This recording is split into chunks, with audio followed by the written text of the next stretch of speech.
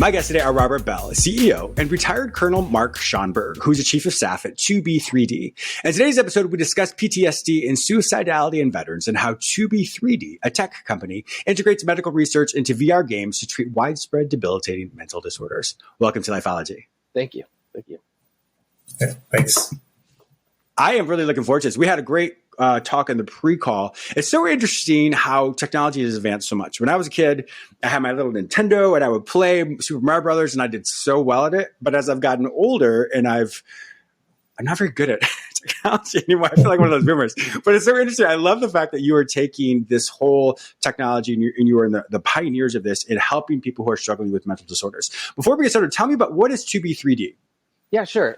So 2B3D is a gaming tech Web3 company. That's what we were. That's how we started. We started off as, actually, it's funny you say Mario Brothers. Our co-founder, Andrew, he was in Nintendo Magazine at age 10 for having the highest score on Indiana Jones. Oh, really? Wow. Super big gamer. Ended up opening up the number one snowboard company in the world, 5150, and had this desire to do games. So he sold it and went to game school where he got 2 bachelors, graduated top of the class, and then got his master's in 3D gaming. We wanted to build an art type virtual art house, and we started working on that. And then he also, in the middle of all this, he joined the Army. And while at the Army, he received the combat medic badge, which is a badge you get for when you're under fire and people are getting shot and things are getting blown up. He stayed and he saved lives. So when he came back, he came back with PTSD. And during the course of us building this stuff, he had appointments to therapy. And when he got there, the doctor wasn't there. Right? Said, sorry, I'm not going to be here. He waited a month for the appointment. It's going to be a month for the next one. And when we're dealing with PTSD, I don't know if you know this, but it's roughly around the 40,000 veterans since 9/11 have taken their own lives.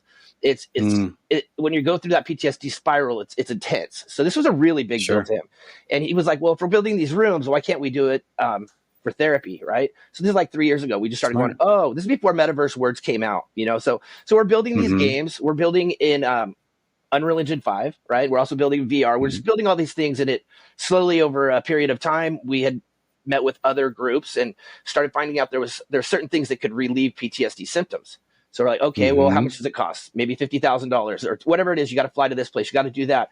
So we started the hunt for looking for things, and we're still on the hunt, looking for as many as we can, things that reduce the symptoms of PTSD. Because our theory is if PTSD didn't exist, there would be way less suicide, right? So what we've found is that we can actually duplicate a majority of these processes that are expensive, and we can put them in VR. So nobody has to go anywhere. If you're cooking your food and your headset dings, it's time for your therapy appointment.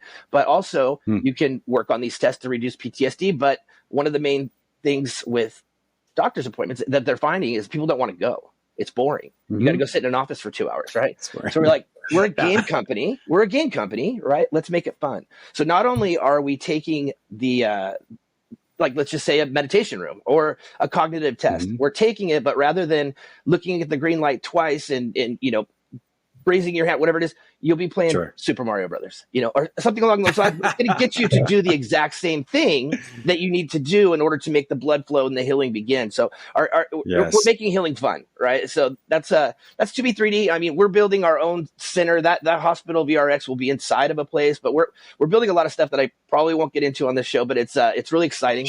Every time I get a little update and I look, I'm just blown away. The tech is here. It's just everybody's like metaverse. Why would I want to go into a metaverse? There needs to be reasons, right? Fun, healing.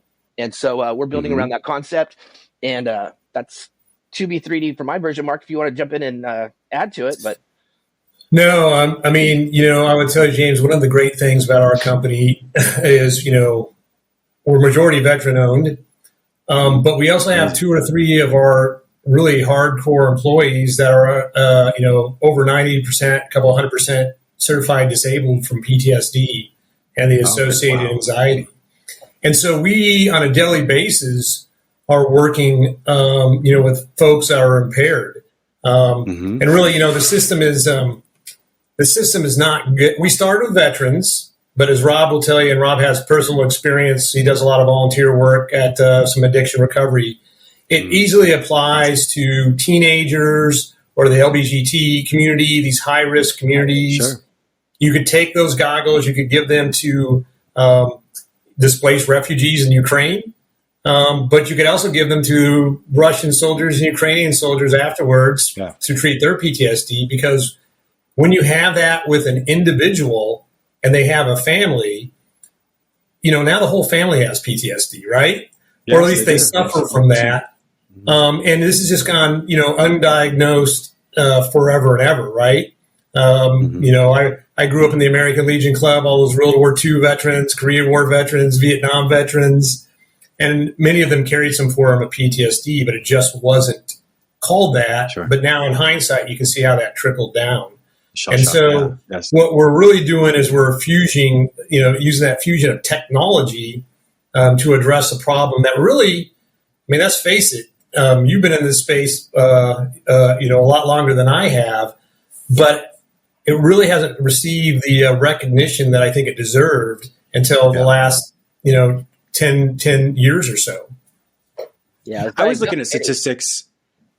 And I believe is it 22 veterans commit suicide within within an hour?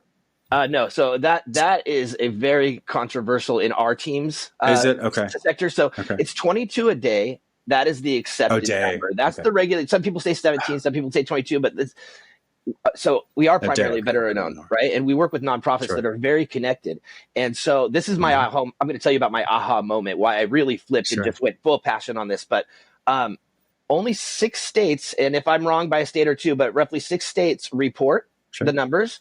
And then if you're in the military, they can't say how you died until 2 years after the fact. So really high up people that I'm talking to that are very in the know are saying it's more like 50 a day. Right. It's a much higher number than what we're hearing. So, and that's why just on a Zoom meeting like this, there's like 20 other people on, we're doing a sales call and somebody mentioned the 22 a day. There's a campaign, 22 push-ups a day, right? Just to represent, right? I lost, ADD, whatever, but I lost interest in the meeting and I just started writing down 22. And I was like times 10, 220, times 30, 6, times 12.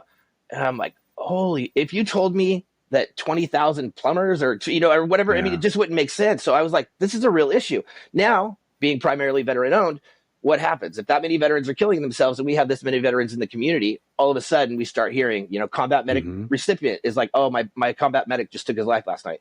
4 days later, oh, my combat medic took his, I'm like, no, you already told me. He's like, no, it's another one. A week later, another one. We had a game influencer and a PR person from one of the larger PR firms in California set up a meeting so that we could try to work something out. And on that call, neither one of them were veterans, but on that call, the first thing they said to each other was, are you going to the funeral? And it was their friend that introduced them years ago that was a veteran that took his life the night before.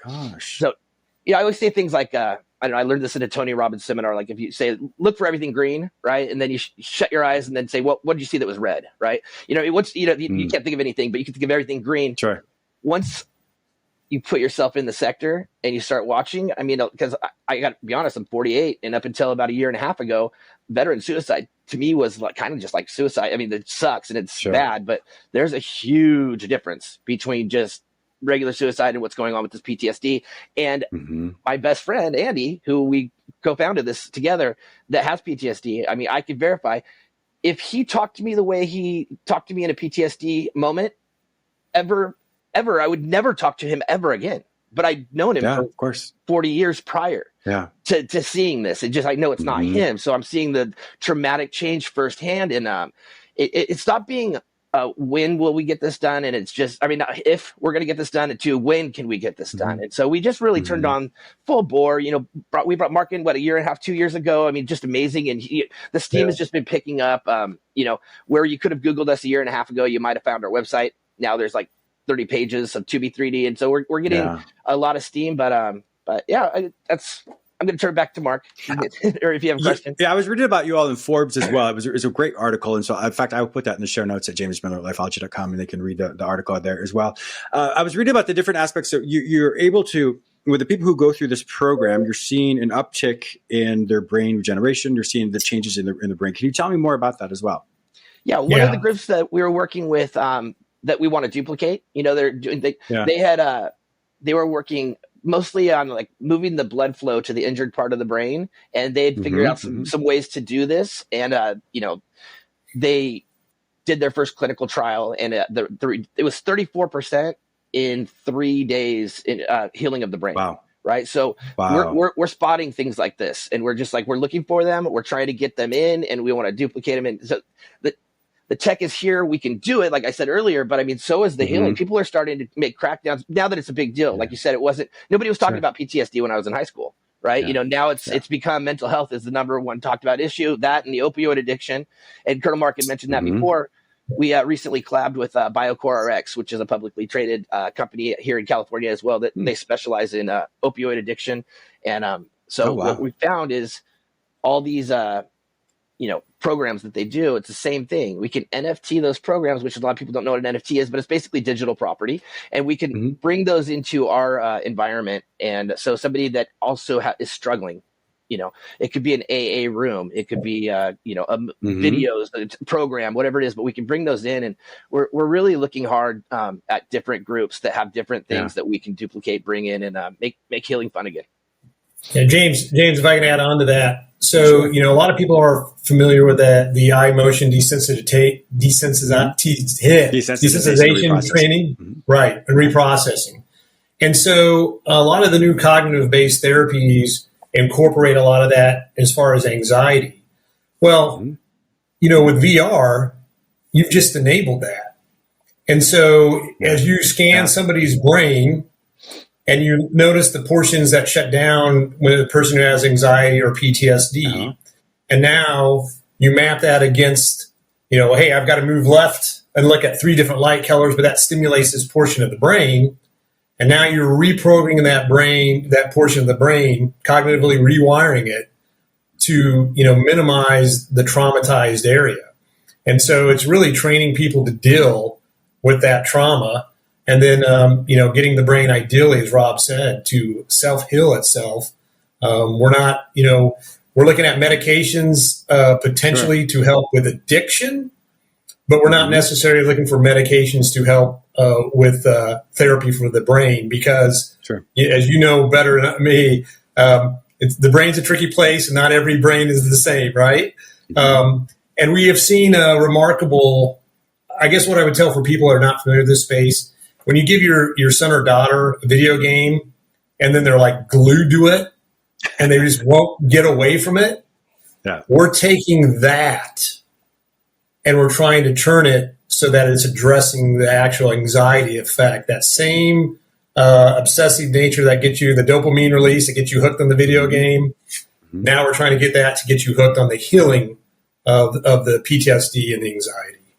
Yeah. I went to your website, 2b3d.com, and I was able to look at you had a YouTube video there, and I was able to see what the model looked like of the, I don't know what kind of room you describe it, but it was maybe the waiting room or the doctor's office or something. It was interesting. So I was telling you here. Yeah. Home. Yeah. So I have my VR headset here, and I was envisioning how that would look for me, because those of you who have never done VR before, it is crazy. It's really wild. I mean, you put something on and completely be immersed in a world. And it's funny to watch people who are playing the game, because they look silly, but they're actually, to them, it's not, because they're doing whatever they think they're doing. But it's really cool to see how you gamify that to such a way, and to help people who don't want to go to therapy or who have a fear of that, to be able to perhaps even create their own avatar, but to be in a room, in a space that can really help them in such a way, like you said, create the dopamine, be excited about it. This is fun. And it kind of gets beyond that initial fear or anxiety that they may have regarding treatment. Yeah, I've got something really big on that. So first of all, yes, it is fun. I wanted to go see the Northern Lights. It's on my bucket list, right? But I'm going to go, if I'm going to pay for a vacation, it's going to be Bali. It's going to be a surf trip. It's going to be a snowboard trip. So I was never going to make it there. My first time putting on headsets, I was in a yurt looking out at the Northern Lights, and it was so real that I just crossed it off my bucket list. I don't really think I have to go anymore. It was amazing. That real. If you go to our Twitter and you scroll back a little bit, my wife for the first time put on her VR headset, and it was a video of the movie It, where it was like a little thing where it walked you through, and the clown jumps out. She screams so loud, has to cross her legs. Like, I mean, it's so funny. I think it got the most likes I've ever had on Facebook or Twitter ever for anything. It probably went viral. I don't know. But that reality aspect, you got to know. The studies show, well, first of all, 25 years of naval research has shown that VR helps PTSD, period. Doesn't matter what we're doing. If you put it in, it helps, right? It also has shown, studies have shown that it reduces pain, So for the opioid people that are trying to cut back and reduce his pain, that's out there. Yep. So, but the biggest thing that Mark and I've talked about a lot is you put yourself in that position of the person that is ready to take their own life. That person is probably in a darker room. He's, things have gone bad, right? He's in his PTSD spiral. He's got the gun, he's got the pills, and he's about to do it. Well, studies show that if you can get to somebody within 5 minutes of deciding to take their own life, I'm going to take my own life. You got a 5-minute window where if you can get into that, it shows that it's a 90% success rate. So when I talked about the 40,000 veterans that killed themselves, if somebody would have been there in that 5-minute window to talk them out of it, it wouldn't be 40,000, right? We take away the PTSD and we take away and give them the help. This is the only way that I know of where the second they grab those goggles and put them on, they are no longer in that apartment. It is so real. They're looking at the Northern Lights. They're in our homeroom where there will be 7 other veterans just going in there to play the games, but also waiting for that person to come in. And that veteran may be able to say it was me last month, and I'm still here. Let's talk about it. So the ability to take 1 second, put them on, and now you no longer see the gun. You no longer see the pills. Let's say that you want the police to come. Police come and the gun's in your hand. You gotta getting shot just for whatever reason. But through talking to somebody, put the gun down. Go walk to the kitchen, just take baby steps so you don't hit the wall or whatever. I mean, there's so much that can be done with that 5-minute window. By taking somebody from where they're at and putting them somewhere else and having them actually really truly feel like they are somewhere else like that. And that is one of the biggest aspects to this whole project as to why we were doing that. And he's, like Mark said, all the high-risk suicides, when it comes to PTSD, maybe they don't have it. But the one thing that everybody has is that 5-minute window where your chances are 90% better if you do get to something that can help you. And that's one of our big aspects there. So, but what are the different what are the different treatment modalities that are part of this? So let's walk me through this as a participant. So I put my VR headset on and I arrive in the homeroom. What happens? What's the process for someone like me? So you want me to take this one, Rob? Yeah, it's all you, bud. Yeah. So we're trying to set it up just like a normal clinic. That's how we're trying to do it. So you can see the interaction with the other avatars, so you're not alone in that environment. And then ideally what we're going to do is we're going to, once we assess you into the system, validate that you're who you say you are. This is where that NFT identity management comes in, so we don't have people going in there that shouldn't be in there.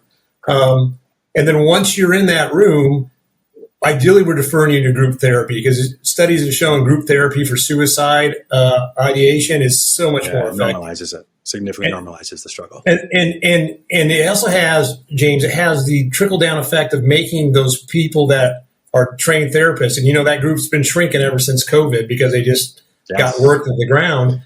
Now, where I would have to have 20 counselors that can only deal with one person at a time, well, I'm going to still have that one-on-one triage, but then I can quickly pass into a counselor or two that has a group of 20.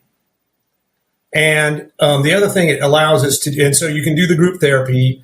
We're also going to have CBT modules, cognitive behavioral therapy modules for individual self-meditation if somebody wants to do something by themselves. And you could be like, Rob was fooling around with Andy, and they did some surfing. They recreated in Unreal Engine 5 some surfing designation. So if you want to go to the ocean and do your self-meditation there, you want to go to the Northern Lights, you want to go to the top of the Himalayas in a Buddhist temple with the bells ringing, you can do that quickly in VR. And the structured program will be one that's designed by psychologists and professionals to get the most out of you. And then the great thing, again, about the NFT is if I stop halfway through that module, the next time I come in, I just pick up where I was.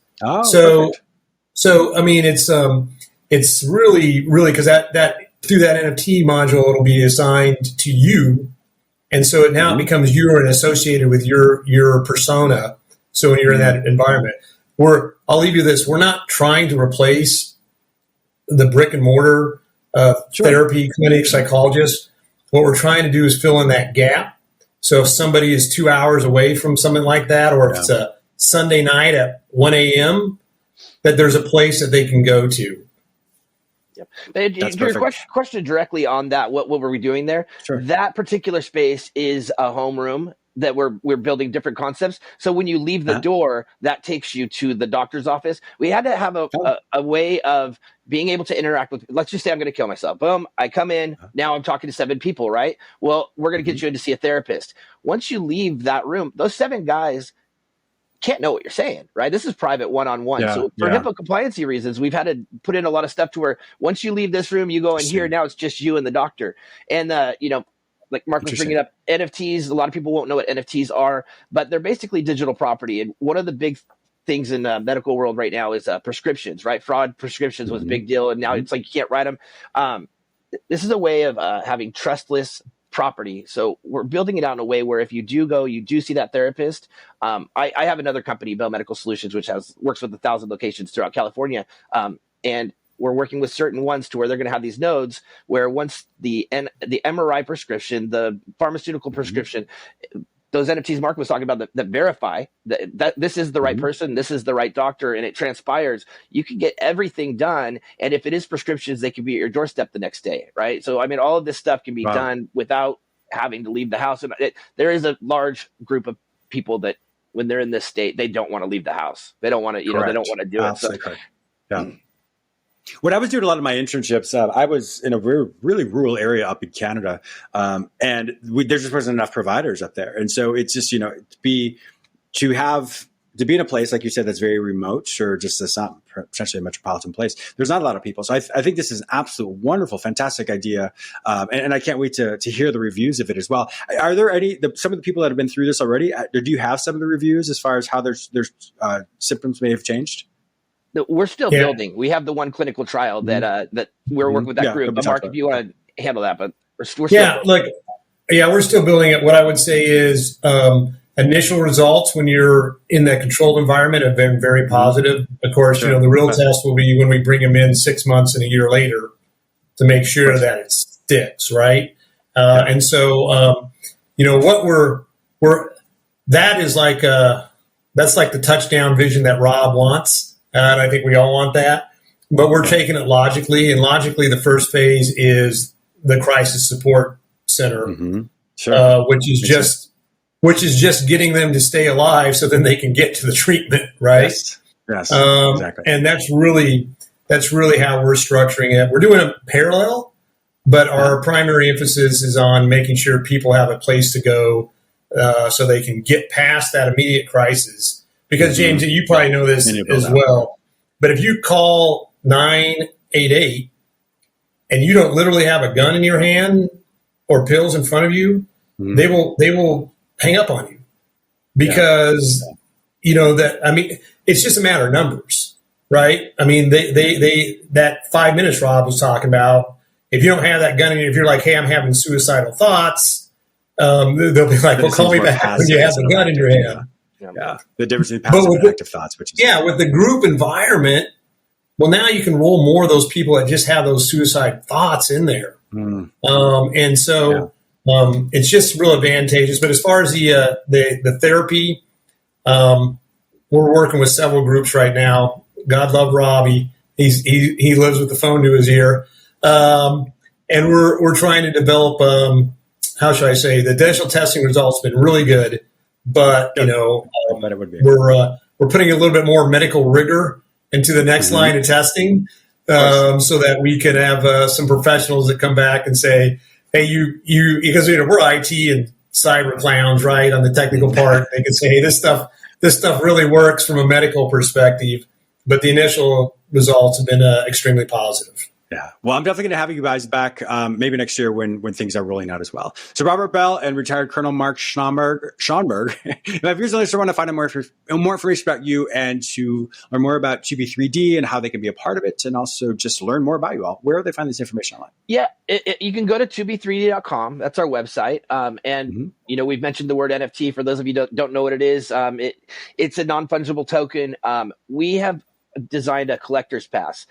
If you do go to our website, there will be a mint page. If you'd like to help help us out and join the club, you can purchase one with a credit card or with crypto, and they're not expensive. So it's just a fun way. But that'll give you access to our Discord, private room Discord. So all updates, we're going to try to update those rooms first before everything, before it goes out on Twitter, before it goes to any interviews. I updated about this, so that's a fun way to do it. And but yeah, 2b3d.com, or sign up for our newsletter on there, and that'll also keep everybody informed. Wonderful. My viewers and listeners also know that if they can't find this information any other place, simply go to the show notes at jamesmiller@lifeology.com, and I'll link you with 2b3d. I have the Forbes article in there, as well as our newsletter website as well. Thank you both so much for being a fantastic guest on my show today. James, my privilege. Thanks, James. Thank you.